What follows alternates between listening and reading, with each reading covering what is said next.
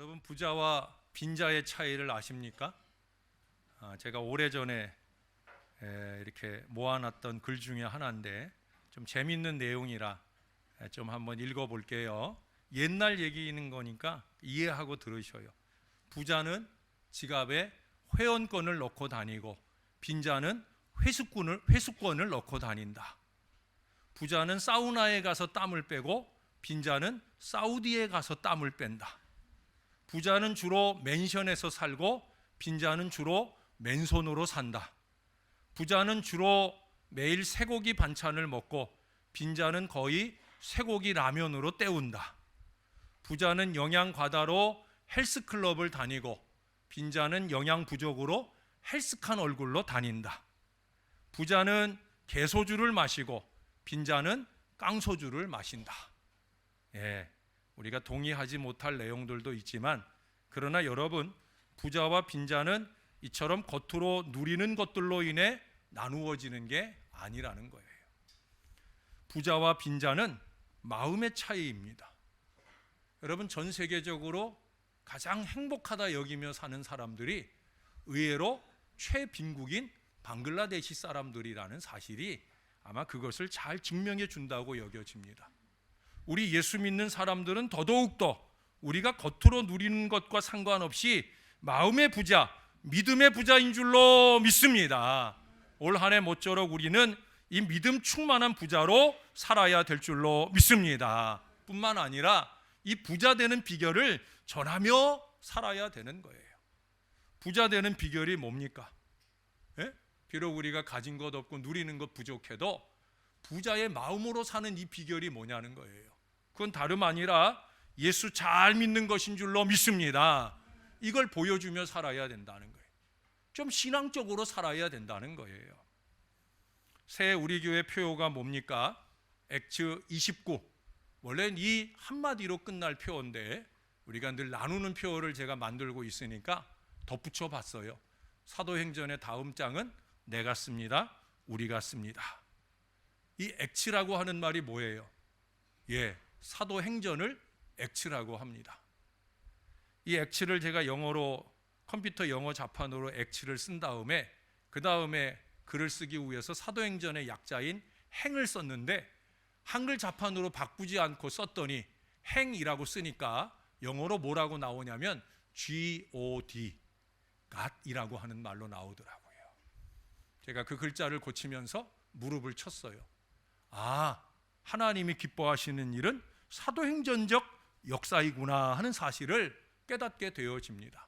물론 제가 늘 알고 있는 내용이지만 다시 한번 되짚어 결단을 하게 되어지더라는 거예요. 사도행전은 몇 장까지 있어요? 28장까지 있어요. 근데 액츠 29예요.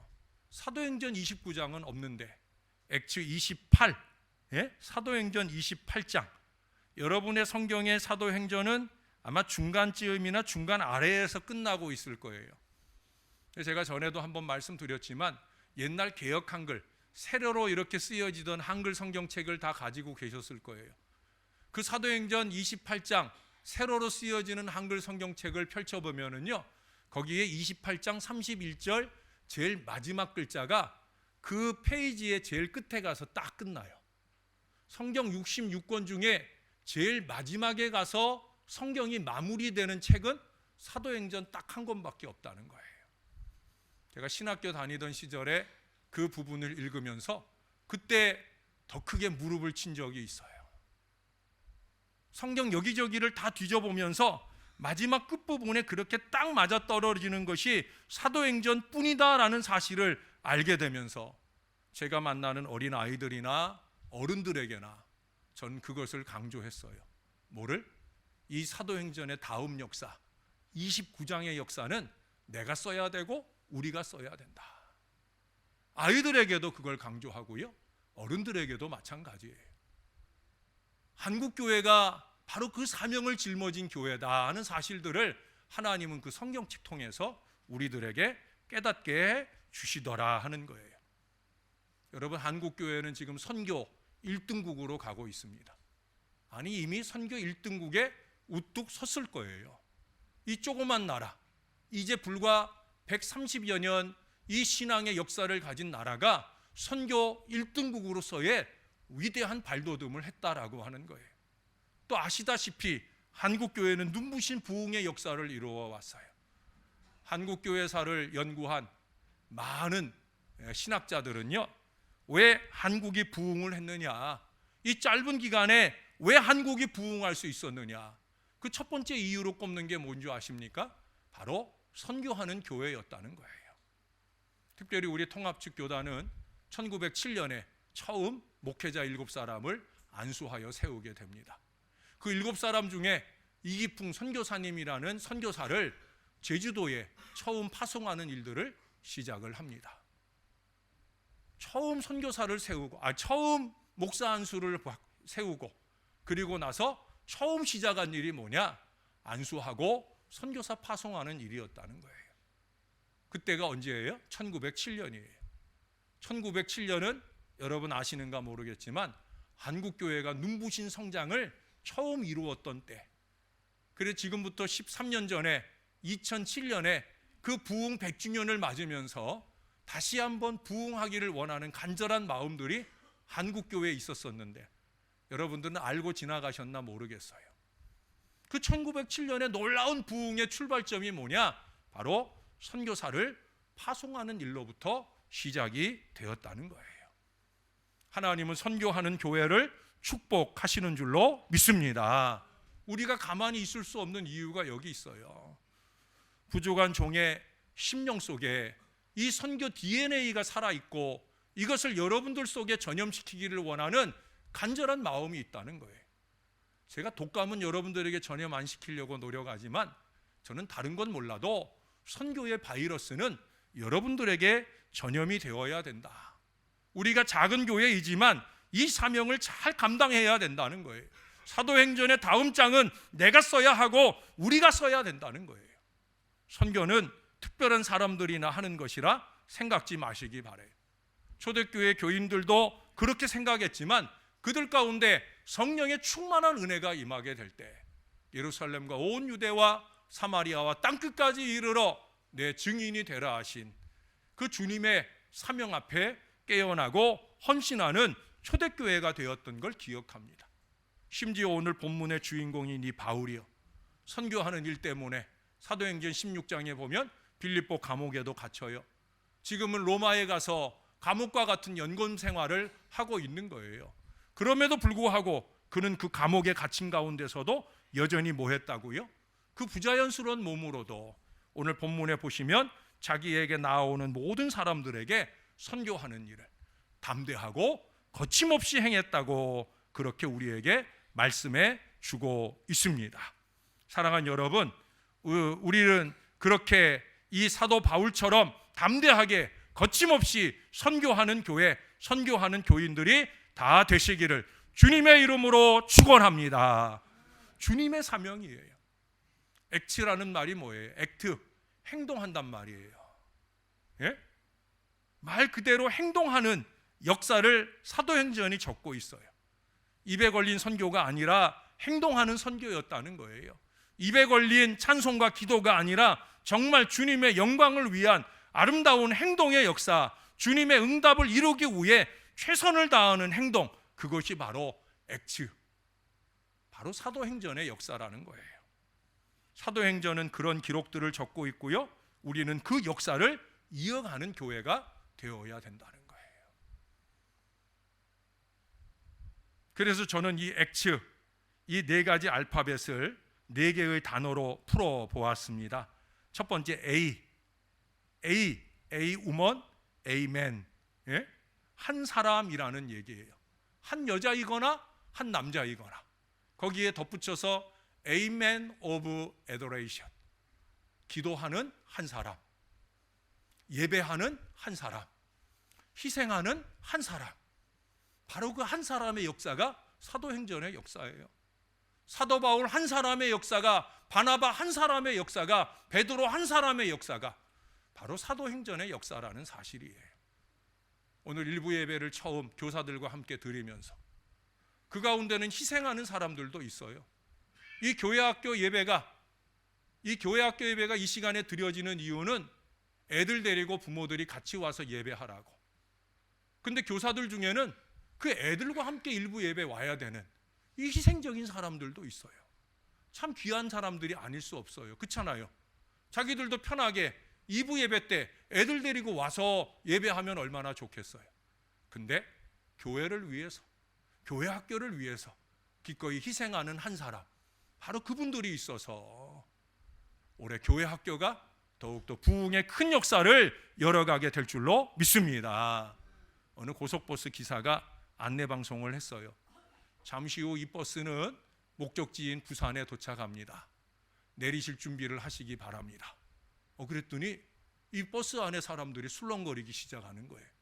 그러면서 어떤 사람이 큰 소리로 외칩니다. 아니 왜 광주로 가야 될 버스가 부산에 온 겁니까? 라고 소리를 쳤어요. 그저 이 기사가 깜짝 놀래가지고 버스를 대고는 버스에서 내려서 앞에 있는 목적지 보고는 깜짝 놀랐어요. 아이고 내가 버스를 잘못 탔네. 누가? 기사가. 광주로 갈 버스 기사가, 아니 부산으로 갈 버스 기사가 광주로 가는 버스를 탔다는 거예요. 여러분, 승객 한 사람이 잘못하는 건 아무 문제가 없어요. 아니 그것도 문제긴 문제겠지요. 그러나 앞장선 기사가, 운전하고 가는 기사가 잘못 탔을 때 그 문제는 심각하게 되는 거예요. 저는 그래서 제 사명에 깨어 있어야 됩니다. 저만 아닙니다.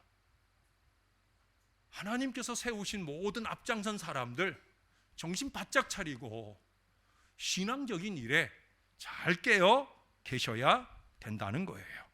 우리는 하나님 안에 나, 주님의 몸된 교회 안에 나를 스스로 너무 하찮게 생각하는 경향이 있어요. 궁중 심리 속에 숨어서 대충 묻어가려고 할 때가 많이 있어요. 그래서 나 하나쯤 안 한다고 뭔 일이 있을까라고 생각하면서 두 손을 놓아버릴 때가 많이 있어요. 이건 일종의 자격지심입니다. 이것은 스스로에게 상처를 입히게 되고요, 그것이 자라서 열등감이 되어지면 더 심각한 문제를 일으키게 되어집니다. 공동체는 때때로 그 열등감에 사로잡힌 인생들의 불필요한 행동을 통해서 어려움을 겪게 될 때가 많이 있다는 거예요. 자격지심은 자기와 공동체를 힘들게 만들어 버립니다. 저도 저의 목회 여정 중에 이 자격지심과 비틀어진 열등감 때문에 어리석게 행동하는 이들로 통해서 목회적 어려움을 만날 때가 많이 있었습니다. 사랑하는 여러분, 이 자격지심을 내어 던져야 돼요. 어떻게? 자기를 좀 소중하게, 하나님 안에 나 자신을 좀 소중하게 생각해야 된다는 거예요. 어떻게 그것이 가능할 수 있겠습니까?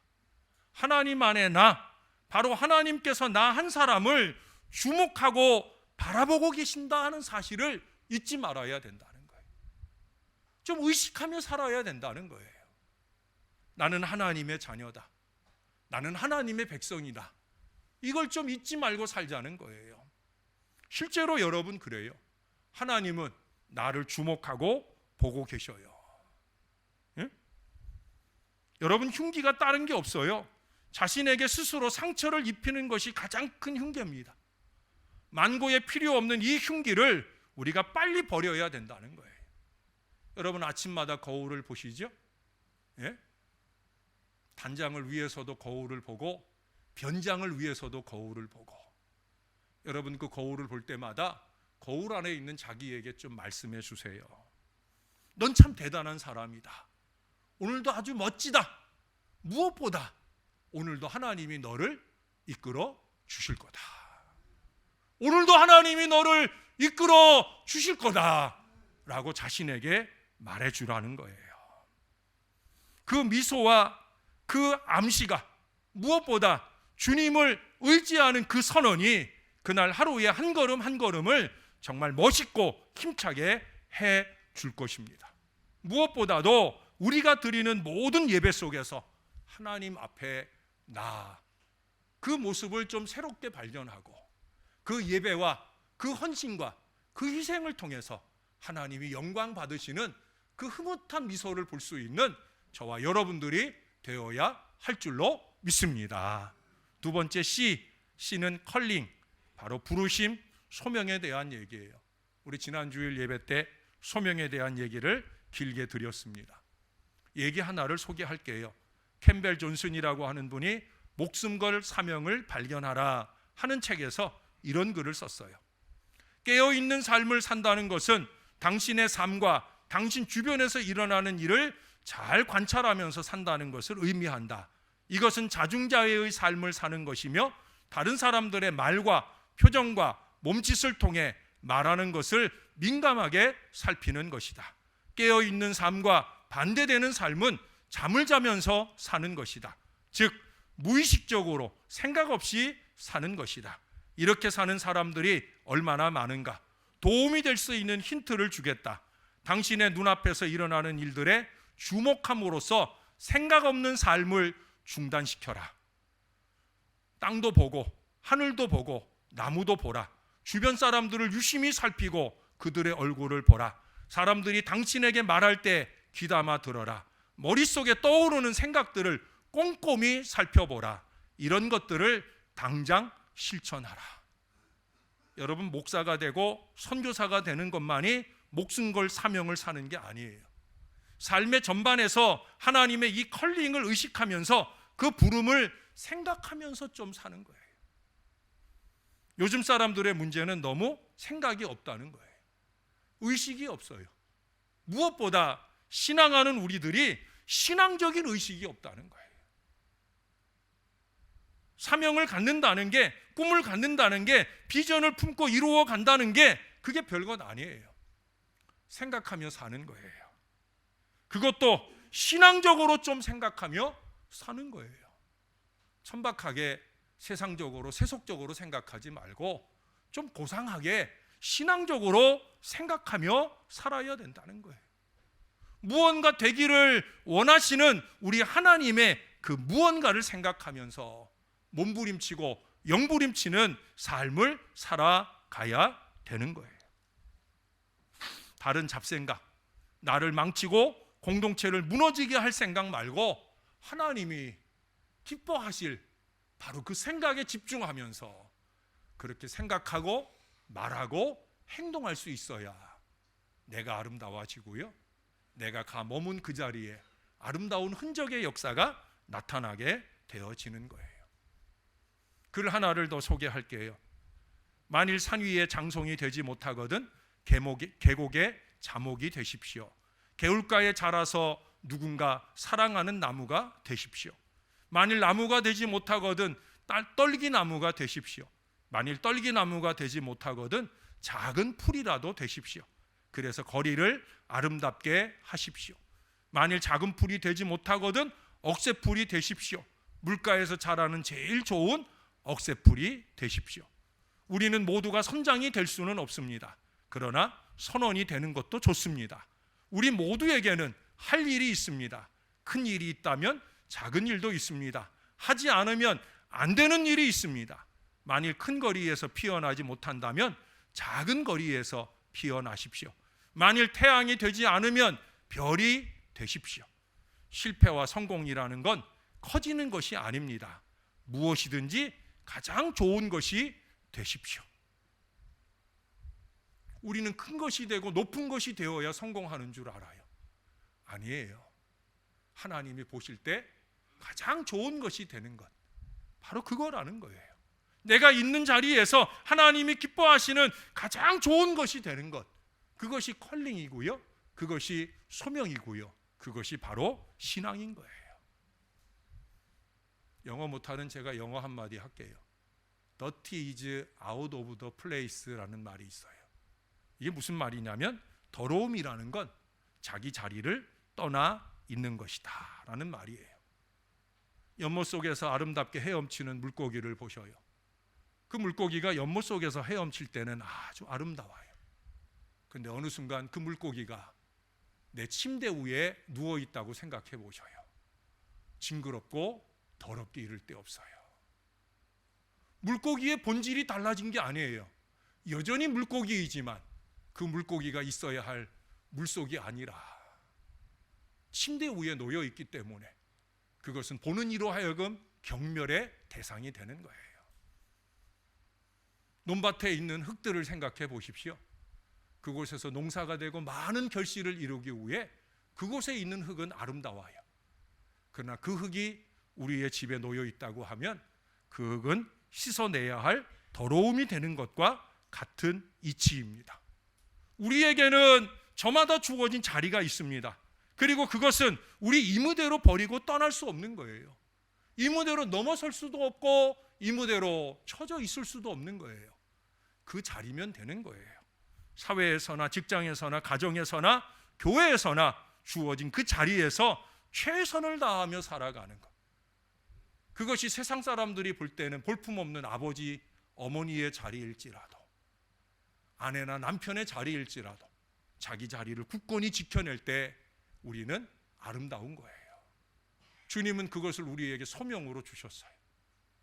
무엇보다 저와 여러분은 신앙으로 그 자리를 지켜야 할 바로 그 사명이 있다는 거예요.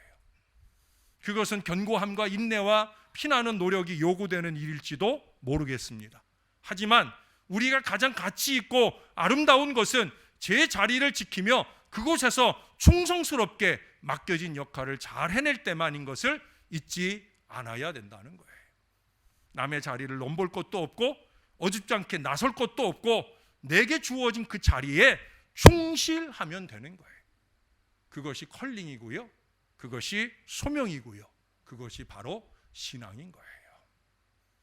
세 번째, T입니다.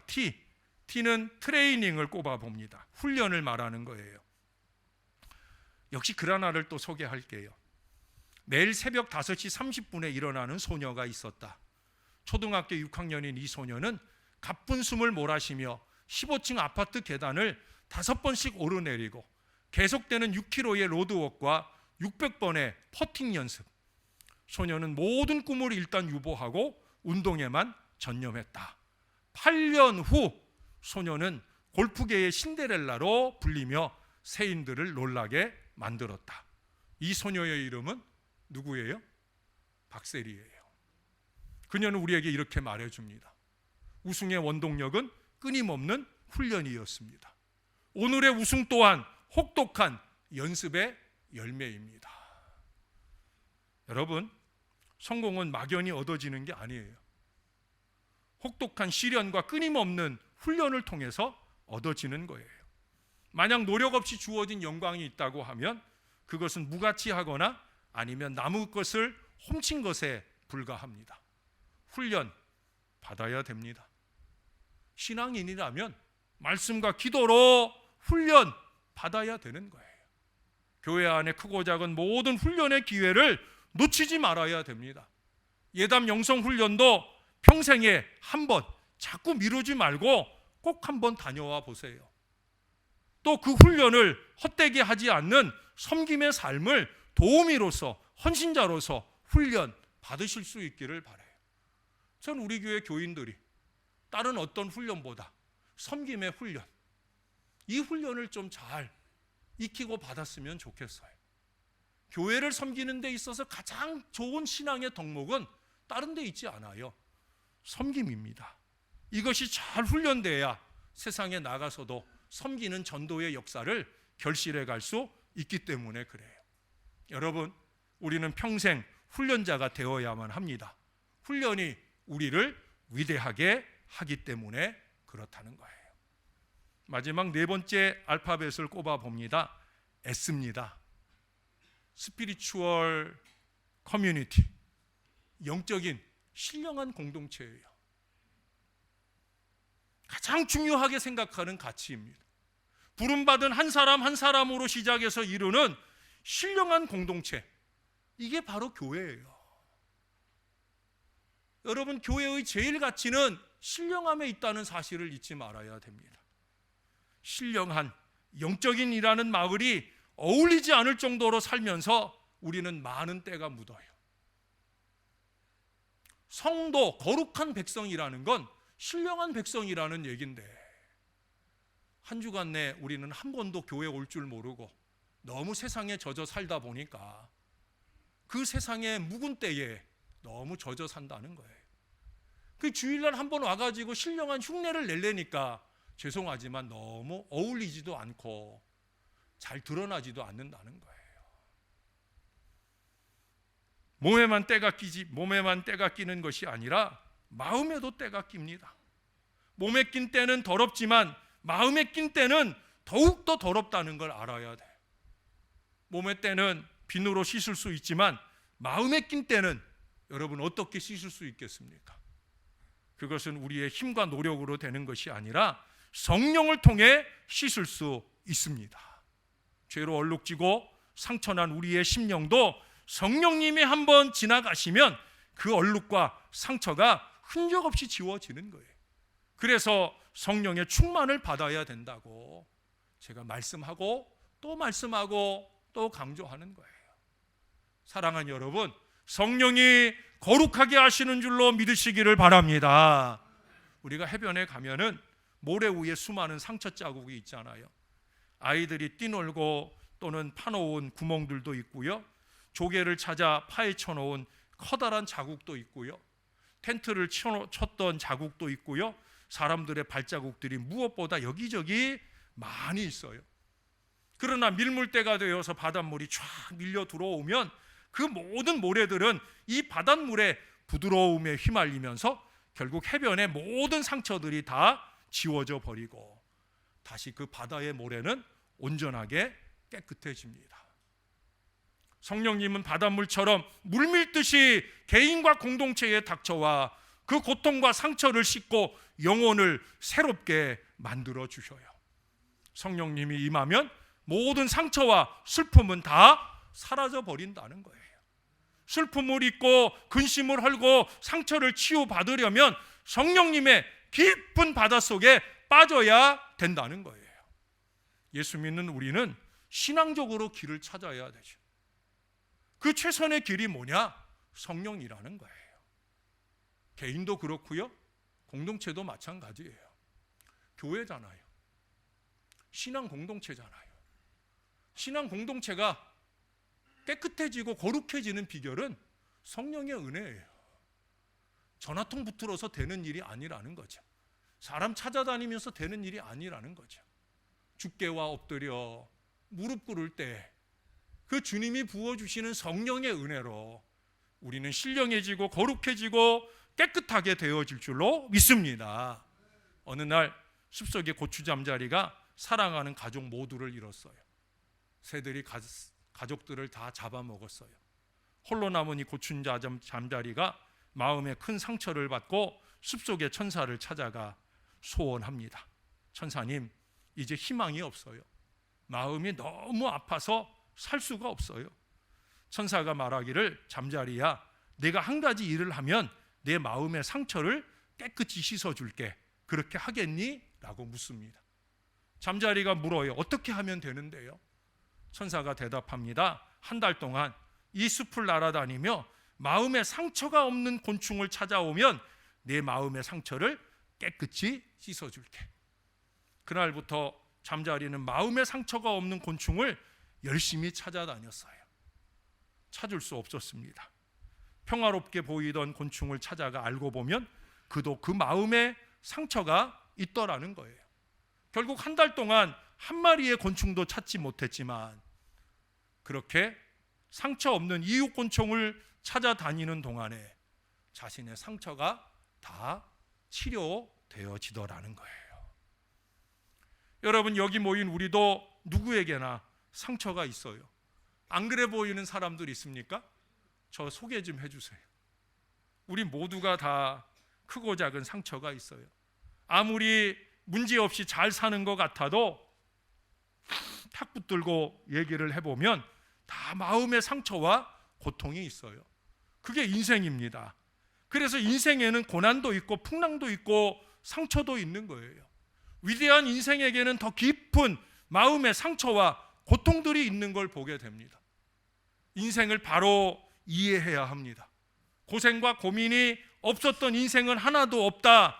고통과 고민도 우리 하나님이 다 필요해서 허락하시는 거다. 제가 여러분들에게 얘기하잖아요. 고난 없는 인생도 없고요. 또한 모든 고난에는 이유가 있다.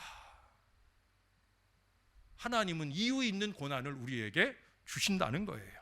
그러니 우리는 믿음 안에서 이 고생을 진보의 과정으로 만들어 가야 된다는 거예요. 그것이 혼자는 힘들기 때문에 하나님께서 이 교회라고 하는 공동체를 주셨고요, 이 교회 안에 성령의 큰 은혜와 역사를 더하시게 되는 줄로 믿습니다. 그래서 신령한 공동체가 되어야 되는 거예요. 영적인 공동체가 되어야 되는 거예요. 왜? 그것이 치유의 가장 큰 비결이니까. 사랑하는 여러분, 신령해지시기를 바랍니다. 말씀과 기도를 붙들고 신령하려고 노력해야 된다는 거예요. 요셉은 억울한 종살이를 했잖아요. 요셉은 억울한 옥살이를 했잖아요. 근데 요셉의 마음에는 한과 상처가 없어요.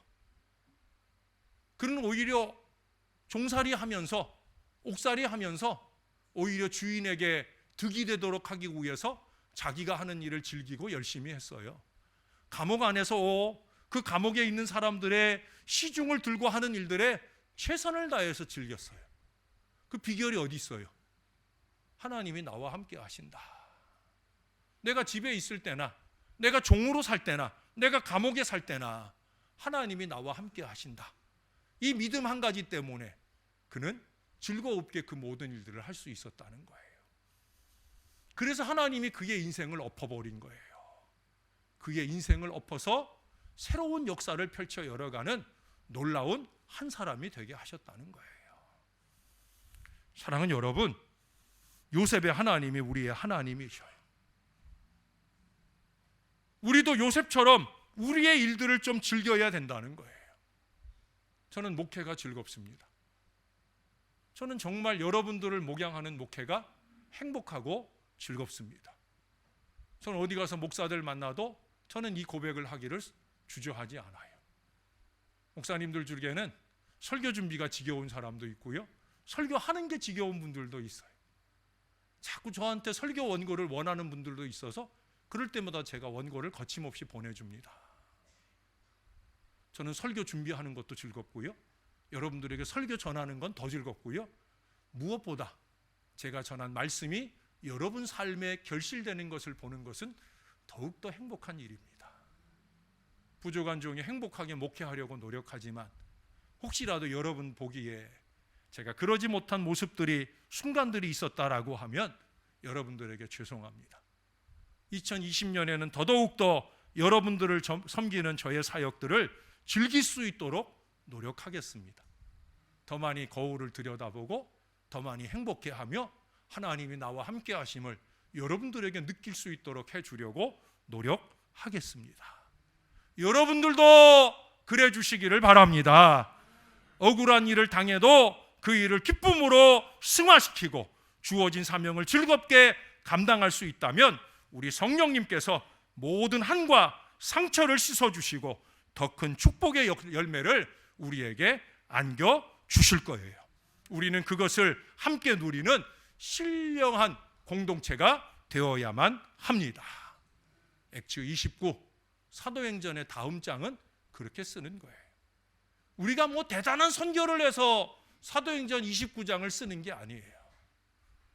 주님이 원하시는, 또 주님을 기쁘시게 하는 그 한 사람 한 사람의 우리의 자리를 잘 지켜내면서 우리가 써내려가는 한 줄 한 줄의 역사를 통해 신월 제1교회, 아니 신령 제1교회의 사도행전의 역사가 써내져 가면서 우리 하나님께서 기뻐하시고 기뻐하신 대로 교회에는 부흥을 주시고 우리 각자의 삶에는 하늘로 올라온 복을 주시는 이 한 해가 될 줄로 믿습니다. 기도하겠습니다. 좋으신 하나님, 우리에게 복된 한 해를 예정하시는 놀라운 말씀을 주시니 감사합니다. 부족한 종이 새해를 앞두고 3개월 전, 6개월 전에 무릎 꿇을 때마다 늘 다음 해에 복된 소망을 우리에게 말씀으로 주시고 그 말씀 붙들고 한 해를 시작하고 열심히 전진하게 해주시니 감사합니다. 올해는 액츠 29 이 사도행전의 귀한 역사를 내가 쓰고 우리가 쓰겠다 하는 이 표어를 주셨사오니 저나 모든 주의 자녀들이 말씀을 붙잡는 한 사람 한 사람이 되게 하여 주옵소서. 말씀대로 사라지는 올 한 해를 잘 살면서 사도행전 29장의 아름다운 역사를 써내려가는 건강한 교회가 되게 하여 주옵소서. 주님이 예정하신 부흥과 축복을 마음껏 누리면서 사는 행복한 한 해 되어질 줄로 믿습니다. 감사합니다. 예수님 이름으로 기도합니다. 아멘.